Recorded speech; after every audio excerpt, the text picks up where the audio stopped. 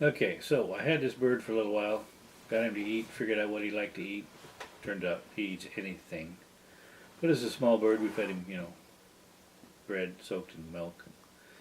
Eventually he got to be hanging around and I realized, it's time for you to learn how to fly. Now, I didn't realize this, but birds don't know how to fly. They have to learn. So I went outside. He's a good friend of mine. We'd hang around. I'd hold him, and he'd sit on my shoulder, and we'd walk around. And so he was totally unprepared for my next move. I climbed up on top of the shed, and I threw him off. It startled him a little bit, but he had some instincts. He hung his wings out there and fluttered wildly until he smacked him to the ground. He was still dusting himself off a little bit when I grabbed him and drug him back up again. Threw him off again. 4 or 5 times of this, and he started to get the hang of it, and he started to learn how to glide.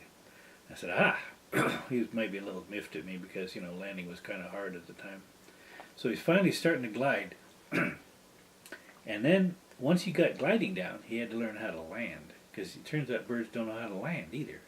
So, he'd come in, I'd throw him off, and he'd glide, and he'd circle around a little bit, and he'd come in, and he'd hit the ground and go, a bunch of somersaults in the dust. He was getting pretty disgusted, but I persevered because I knew he needed to learn how to fly.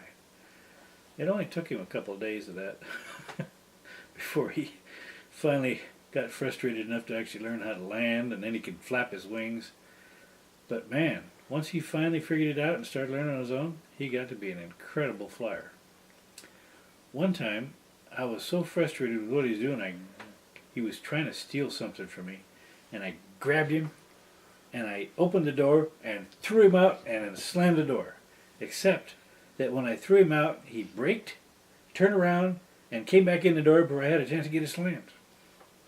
We lived in 3 stories. He could fly from the basement up the stairs to the next stair, and back down again, and never hit anything at all. He also really, really liked the shiny things I mentioned before.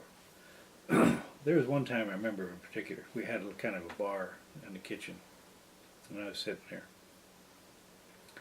And there was a shiny thing next to me. I don't remember what it was.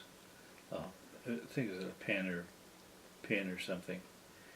And he came flying in, and he landed on the counter down a ways from me. And I looked at him, and I said, "Don't you steal my shiny thing." And he looked at it, no, I'm not doing that. I'm just hanging out here at the counter with all the rest of you guys. I'm family. And I looked away to what I was doing, and he stepped aside, sidestepped a little bit closer. I looked at him, and he looked away, like, well, I don't know what you're talking about. And he stepped a little bit closer, and I keep looking at him, and he's acting all innocent.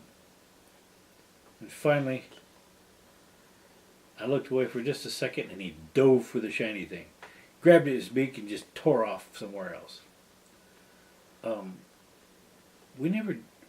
It took years before we actually found this somewhere else.